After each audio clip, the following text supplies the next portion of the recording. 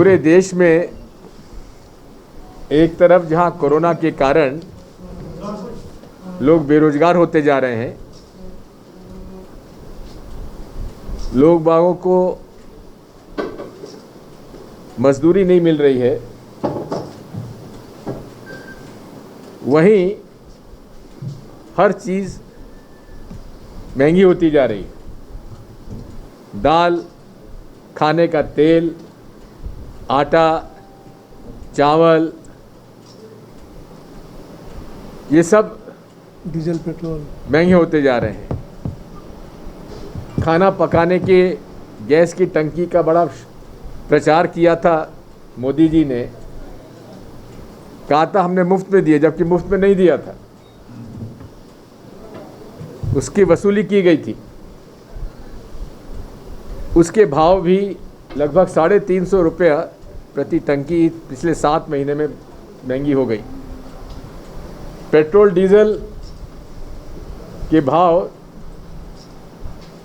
100 के पार हो चुके हैं, और ये भाव इसलिए बढ़े हैं क्योंकि केंद्र सरकार ने सेंट्रल एक्साइज टैक्स, जो कि यूपीए सरकार के समय केवल 9-9.5 रुपये प्रति लीटर हुआ करता था, अब 33 रुपया प्रति लीटर है पेट्रोल डीजल पर लगभग। अगर यही कम कर दें और यूपीए सरकार के समय 9-9.5 रुपये लीटर पर सेंट्रल एक्साइज टैक्स आ जाए, तो लगभग 25 रुपया लीटर पेट्रोल और डीजल के भाव कम हो सकते हैं। भाजपा के लोग अहम और अहंकार में डूबे हुए हैं, कहते हैं कि नहीं, पेट्रोल डीजल के भाव बढ़ गए तो कोई दिक्कत नहीं, साइकिल पर घूमिए। मंत्री जी, आप साइकिल पे क्यों नहीं घूमते? केवल नाटक नौटंकी करने के लिए कभी कभी साइकिल या बैलगाड़ी पे बैठ जाते हैं आप लोग। पूरे तरीके से आज देश के हालात बिगड़ते जा रहे हैं, और भारत सरकार पूरी तरीके से मोदी जी ने जो एक वादे किए थे उनमें से एक भी पूरा ना करते हुए रोज नया जुमला हम लोगों को देते हैं। हर दिन वैक्सीन के आंकड़े बताते हैं हम इतने लगा देंगे, सुप्रीम कोर्ट में जो वादा करते हैं वो तक नहीं निभाते। जहां वैक्सीन यहाँ की ज़रूरत है, उन्होंने अंतर्राष्ट्रीय क्षेत्र में शोहरत कमाने के लिए निर्यात कर दिए। ऑक्सीजन सिलेंडर की जहां ज़रूरत भारत को थी, निर्यात कर दिए। रेमडेसिविर इंजेक्शन्स निर्यात कर दिए। पीपीई किट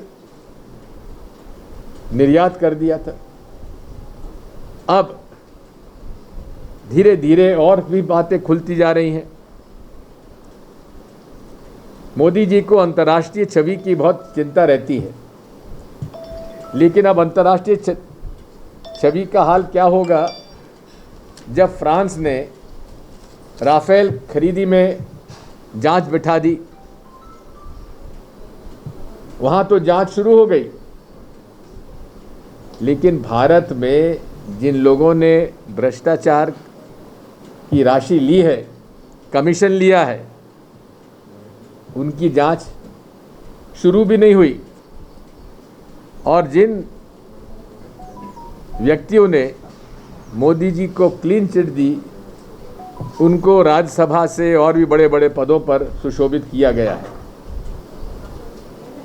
इसी तरह से मध्य प्रदेश में सबसे ज़्यादा वैट पेट्रोल डीजल पर मध्य प्रदेश में लगता है। इसलिए बॉर्डरों हमारे जितने भी लगे हुए हैं, सीमाएं हैं, उनके ज़िलों में लोग बाग दूसरे प्रांत में जाके पेट्रोल डीजल भरवाते हैं, यहाँ के नहीं भरवाते। यही नहीं है, लॉ एंड ऑर्डर की सिचुएशन भी हमारी ख़राब होती जा रही है। नेमावर का जो कांड हुआ है, हम लोगों के सबको, मध्य प्रदेश के लोगों के लिए शर्म की बात है। एक पूरा परिवार 3 बहनें, एक भाई, उनकी माँ आदिवासी समाज के 45 दिन तक गायब रहे। 45 दिन तक पुलिस ने कोई कार्रवाई नहीं की। क्यों नहीं की? जिनको पकड़ा था स्थानीय विधायक शर्मा जी ने, भाजपा के, उनको छुड़वा दिया। कमल पटेल मंत्री जी ने उनको छुड़वा दिया। जो अपराधी हैं उनकी फोटो भारतीय जनता पार्टी के नेताओं के साथ है। ये सारी बातें आज सामने आती जा रही हैं। इसी प्रकार एक आदिवासी के पोहरी में हैंडपंप और कुएं पर पानी भरने के लिए के कारण उसके हाथ काट दिए जाते हैं। दलितों को परेशान किया जाता है, हत्या की जाती है, महिलाओं का देह शोषण हो रहा है। स्वयं झाबुआ जिले में आपने देखा, जिनके खिलाफ शिकायत कर रही है महिला, उन्हीं को गृह मंत्री जी अपनी गाड़ी में बिठाकर गले में हाथ डालकर उनको, अपराधी को, मंच पे बिठाते हैं। शर्म की बात है गृह मंत्री जी, आपको शर्म आना चाहिए। जो देह शोषण में अपराधी को भी आपने अपने साथ बिठाकर उसका सम्मान बढ़ाया और उसको, महिला को अपमानित किया जिसने देह शोषण की शिकायत की थी।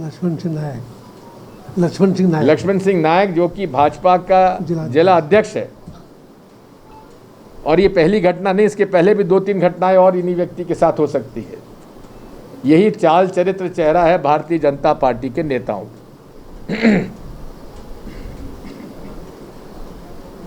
हम लोगों को इस बात का बेहद दुख है कि मध्य प्रदेश में नहीं, पूरे देश में अप्रैल और मई के महीने में कोरोना से भारी नुकसान, जनहानि हुई है। हमारे एक बहुत ही साहसी, बहुत ही सक्रिय महिला नेता, जो कि 3 बार जिला परिषद की अध्यक्ष रही, विधायक जोबट थी, कलावती भूरिया का दुखद देहांत हो गया। और उनके साथ अनेक लोगों को अभी कोरोना से झाबुआ जिले में देहांत हुआ है। हम उनके प्रति श्रद्धांजलि अर्पित करते हुए शासन से मांग करते हैं कि जिनको RT-PCR टेस्ट में पॉजिटिव आया, उनके लिए और कोई प्रमाण की ज़रूरत नहीं है। अगर उनके RT-PCR टेस्ट पॉजिटिव आने के बाद किसी की मृत्यु होती है तो उसको कोविड से ही मृत्यु माना जाना चाहिए। पूरे प्रदेश में संख्या जो सरकार की तरफ से बताई जा रही है, उससे लगभग 10 गुना ज़्यादा लोग की मृत्यु कोरोना से हुई है। मैं 2 उदाहरण आपको देना चाहता हूं। गुना जिला अस्पताल में लगभग 471 लोगों का नाम और नंबर का प्रमाण पत्र जिला CMHO ने दिया है, जिनकी मृत्यु कोरोना के कारण हुई। और जिला प्रशासन जो है केवल 50-55 मृत्यु कोरोना की बताते रहे। इसी प्रकार ये तो केवल गुना जिला अस्पताल, बाकी PHC वगैरह में जो मृत्यु हुई है उसका तो मैंने आंकड़े जोड़े नहीं हैं। अशोकनगर जिला, वहाँ प्रशासन कहता है 42 मृत्यु हुई है कोरोना से, लेकिन सिंधिया जी जब जाते हैं तो भाजपा शोक सभा आयोजित करती है, जिसमें कि 150 लोगों के चित्र लगे हुए हैं जिनकी मृत्यु कोरोना से होने का दावा भाजपा कर रही है। इसी प्रकार शाडोरा बगल का गांव है, शहर कस्बा है अशोकनगर का, वहाँ शोक सभा में 100 लोगों के चित्र लगे हैं कि इनकी मृत्यु कोरोना से हुई है, और प्रशासन कह रहा है 42 लोगों की मृत्यु हुई है। अब प्रशासन की माने या भाजपा के नेता श्री सिंधिया जी की माने। मैं यही कहना चाहता हूं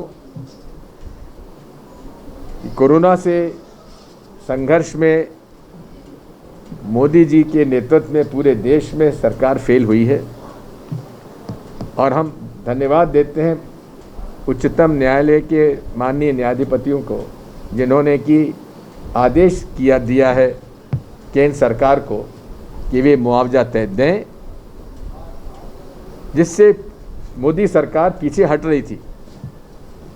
अप्रैल 2020 में पहले तो घोषणा कर दी 4 लाख रुपए प्रति व्यक्ति को दिए जाएंगे, 50,000 जो अस्पताल में भर्ती होता है उसको दिए जाएंगे, लेकिन शाम को ही वो आदेश वापस कर लिया गया।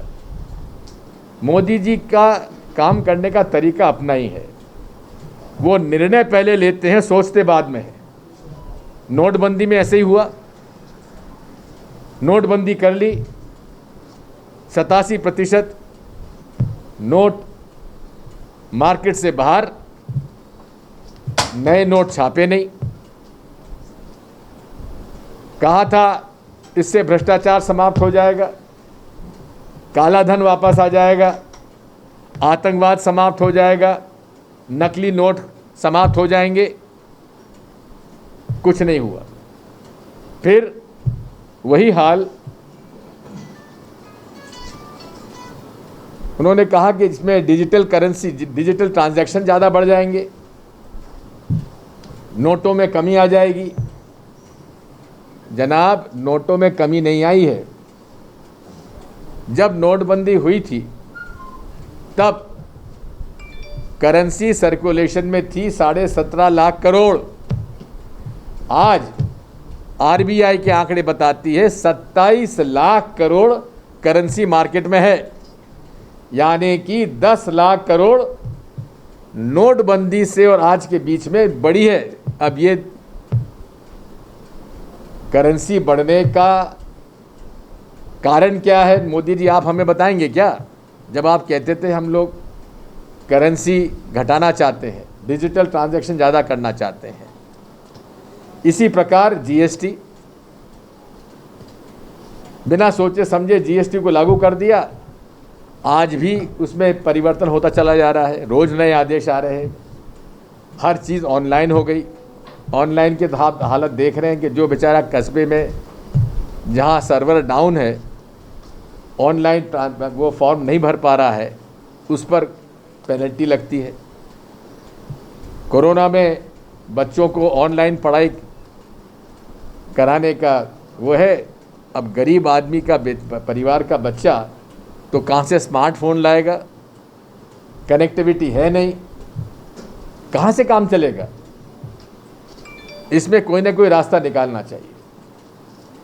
इसी प्रकार कश्मीर का मामला, अटल जी ने कहा था कश्मीर का हल जमहूरियत, इंसानियत और कश्मीरियत के दायरे में होना चाहिए। इस बारे में जब मुझसे पूछा गया तो मैंने यही कहा अटल जी की बात, तो मुझे देशद्रोही बता दिया गया। और वही बात यशवंत सिन्हा जी ने कही, उनके बारे में चुप है भाजपा। वे अटल जी के वित्त मंत्री भी रह चुके हैं, आजकल भाजपा से नाराज जरूर चल रहे हैं।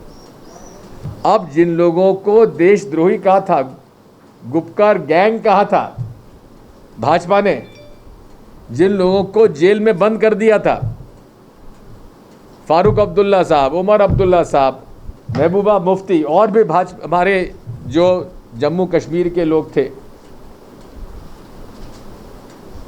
उनको प्रधानमंत्री जी आमंत्रित करते हैं प्रधानमंत्री निवास पर, उनसे चर्चा करते हैं कश्मीर के मसले पर, और जब वो कहते हैं हम 370 के वापस लाने के जब तक निर्णय नहीं होता तब तक हमारा कोई समझौता नहीं होगा, तो प्रधानमंत्री जी क्या कहते हैं? ठीक है, हम विचार करेंगे। प्रधानमंत्री जी विचार अगर करने की बात कहें तो वो देशभक्त, और दिग्विजय सिंह कह दे पुनर्विचार की संभावना है तो वो देशद्रोही हो गया, पाकिस्तानी हो गया। जब नवाज शरीफ के बिना बुलाए चले जाते हैं मोदी जी नवाज शरीफ के वहाँ पाकिस्तान में, तो वे देशभक्त हैं।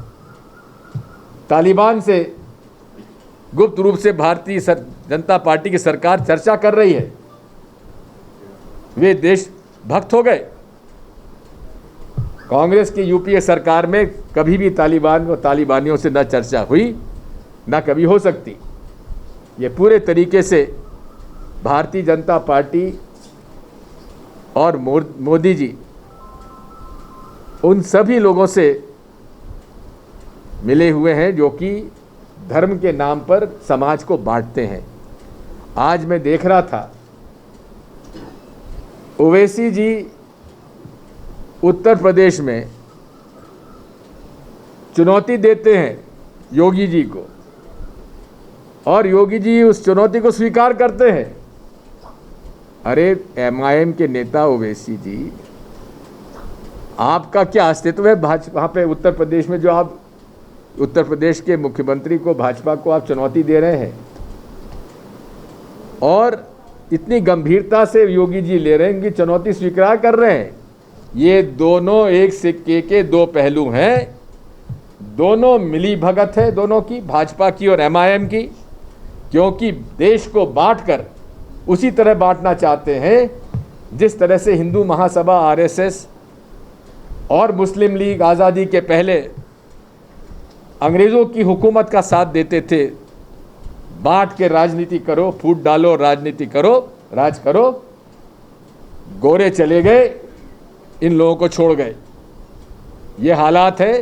कांग्रेस ने हमेशा सर्वधर्म समभाव को अपनाया है। सभी धर्मों का सम्मान करना ही देशभक्ति है, यही सनातन धर्म है। और जब हम पूरे विश्व को एक कुटुंब मानते हैं, उसमें ये नफरत और हिंसा पैदा करना ये कोई राष्ट्रभक्ति नहीं है। यही मैं आपसे कहना चाहता हूं कि आज लड़ाई हमारी विचारधारा की है। राहुल जी ने जब राफेल की बात कही थी तो लोगों ने मखौल उड़ाया था। जब राहुल जी ने चेताया था कि कोरोना सुनामी की तरह आएगा तो फिर मखौल उड़ाया गया। चीन की सेनाएं हमारे भारत की सीमाओं में घुस गए तब आगाह किया था राहुल गांधी जी ने, तो उनका मखौल उड़ाया गया था। हर बात पर राहुल गांधी जी ने जो कहा वो सही निकला। वैक्सीनेशन के मामले में जब डॉक्टर मनमोहन सिंह जी ने पत्र लिखा, उसका भी राजनीतिकरण करने का प्रयास किया डॉक्टर हर्षवर्धन ने। ये वही डॉक्टर हर्षवर्धन है जो कि 13 मार्च 2020 में पार्लियामेंट में उन्होंने कहा था कि हम पूरी तैयारी में हैं और किसी प्रकार से भारत को खतरा कोरोना से नहीं है। मोदी जी ने कहा था 18 दिन में महाभारत जीती थी, हम 21 दिन में कोरोना पे विजय पालेंगे। आज 21 महीने होने आए, आज भी हम लोग कोरोना से जूझ रहे हैं। आपके माध्यम से मैं सभी लोगों से प्रार्थना करता हूं, वैक्सीन लगवाइए, मास्क पहनिए और हर तरह से अपने आप और अपने परिवार को बचाने का प्रयास करिए। जो आप प्रश्न पूछना चाहते हैं पूछ लीजिए। सर, सिंधिया जी को बतौर पुरस्कार मंत्री पद मिलने की चर्चा जरूर है, आप क्या कहना चाहते हैं? बात यह है, राजनीति होती है विचारधारा की। जिस पार्टी ने सिंधिया जी को सब कुछ दिया और 1 साल पहले तक सिंधिया जी मोदी जी को कोस रहे थे, शिवराज सिंह को कोस रहे थे, कहते थे शिवराज तुम्हारे हाथ खून से रंगे हुए हैं, कोई साबुन लगा लो तो वो दाग नहीं मिटने वाले। न जाने कौन सा साबुन शिवराज सिंह जी को दे दिया जिससे उनके खून के दाग धुल गए। ये बात ऐसी है कि राजनीति होती है विश्वसनीयता की, क्रेडिबिलिटी की। ये क्या है, आज गाली दे रहे हो, कल उनकी प्रशंसा कर रहे हो। ये राजनीति नहीं है, ये अवसरवादिता है। आज सिंधिया जी मालवा के दौरे पे नीमच मंदसौर से शुरुआत करेंगे जी। आज मंदसौर भी पहुंचने वाले हैं। हाँ, मंदसौर भी, नीमच में उन्होंने एक भाषण दिया था जहाँ मोदी जी को कोसा था, जहाँ शिवराज सिंह चौहान को कोसा था और शिवराज सिंह के बारे में कहा था तुम्हारे हाथ जो है खून से रंगे हुए।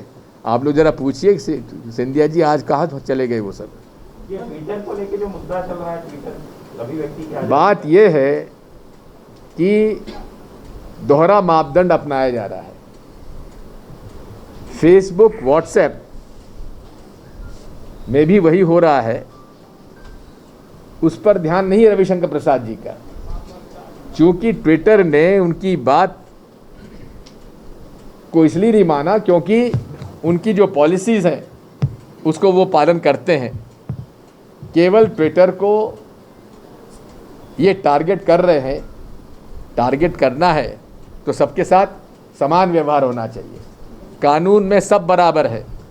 ऐसा नहीं है कि व्हाट्सएप और फेसबुक के लिए अलग कानून है और ट्विटर के लिए अलग कानून है। सर, यूपी में पंचायत चुनाव में बीजेपी की जीत हुई है। अरे जीत काहे की हुई है? ये खरीद की जीत हुई है, पैसे की जीत हुई है, धौंस दपट मारपीट की जीत हुई है। अभी पता पड़ जाएगा 2022 में क्या होता है। सर, आपने कहा था कि यूपी की सरकार आएगी और 370 हटाया जाएगा। मैंने ये नहीं कहा था हटाया जाएगा। मैंने कहा था कश्मीर मुद्दे पर पुनर्विचार किया जाएगा, और पुनर्विचार मोदी जी खुद कर रहे हैं, तो क्या कहेंगे आप उनके बारे में? देश का अन्नदाता पिछले जी? देश का अन्नदाता पिछले 6 महीने से ज्यादा समय से दिल्ली में आंदोलन कर रहा है। सरकार वार्ता भी नहीं कर रही, पहले कुछ दौर की वार्ता भी चली थी, कैसे देखते हैं आप? ये बात समझने की है कि आखिर ये 3 कानून लाए क्यों गए और एक साथ क्यों लाए गए। केवल देश के 20 लाख करोड़ जो कृषि उत्पाद का मार्केट है, उसके दरवाजे बड़े बड़े कॉरपोरेट्स को लाने के लिए खोला गया है। और उसका उदाहरण आप खुद देख सकते हैं कि मध्य प्रदेश सरकार ने अपना गेहूं खरीदने के लिए जो शर्तें रखी, उसमें शर्त ये थी कि जिसका 100 करोड़ से ज़्यादा टर्नओवर होगा वही उसमें बिडिंग कर सकता है। 1 लाख टन जो खरीदेगा उसी को बिडिंग की इजाज़त दी जाएगी। केवल एक कंपनी कारगिल मल्टीनेशनल है, वही उसको क्वालिफाई करती थी, और 2000 रुपये कुंटल में बिकने वाला गेहूं 1500 रुपये में खरीदना चाहते थे। वो तो भला करे एक व्यक्ति का जिसने हाई कोर्ट मध्य प्रदेश में जाकर पिटीशन लगाकर स्टे ले लिया, नहीं तो देश का और मध्य प्रदेश का अन्नदाता का अनाज पानी के मोल ये कारगिल को बेच देते। तो ये पूरा तीनों कानून जो हैं बड़े कॉरपोरेट्स के लिए रास्ते खोले गए हैं। अब दाल के मामले में जहां एसेंशियल कमोडिटीज़ एक्ट को इन्होंने ख़त्म करने की बात कही थी, अब उसी एसेंशियल कमोडिटीज़ एक्ट के अंतर्गत अब दाल की लिमिट आपने खरीदने की लिमिट बना दी। उससे क्या होगा? आप खुद ही इस बात को स्वीकार कर रहे हैं कि आपका जो एसेंशियल कमोडिटीज़ एक्ट का जो कानून आपने बनाया था वो अगर लागू कर देते तो क्या ये इसमें कर पाते? क्योंकि एसेंशियल कमोडिटीज़ एक्ट का यदि पुराना जो नया कानून है उसको लागू कर दें तो केवल जब देश में कोई बहुत बड़ी घटना हो जाए, डिज़ास्टर हो जाए या युद्ध हो जाए तो ही उसको लागू कर सकते हैं। तो ये पूरे तरीके से ये सब की कलई धीरे धीरे खुलती जा रही है। सर, सोयाबीन स्टेट में जो सोयाबीन का बीज है या तो मिल नहीं रहा, और मिल रहा है तो 10 से 15 हज़ार तक क्विंटल मिल रहा है। ये कृषि विभाग मध्य प्रदेश का बहुत बड़ा रैकेट चला हुआ है। मैं जब कृषि मंत्री था तब हमने स्टेट सर्टिफिकेशन एजेंसी बनाई थी, स्टेट सीड कॉरपोरेशन बनाया था, लोगों को अच्छा प्रमाणित बीज मिले। वो सारा जो है आज घोटाले हो रहे हैं। जो नॉन सर्टिफाइड सीड है, जो नॉर्मल सीड है, उसको किसानों से सीड कंपनियां लेकर केवल उनकी पैकिंग और ब्रांडिंग कर देती हैं, और 4-5 हज़ार रुपये कुंटल खरीदा हुआ सोयाबीन 10 से 12 हज़ार रुपये कुंटल बेच रहे हैं। तो और सरकार की तरफ से कोई सोयाबीन के बीज की व्यवस्था नहीं की गई है।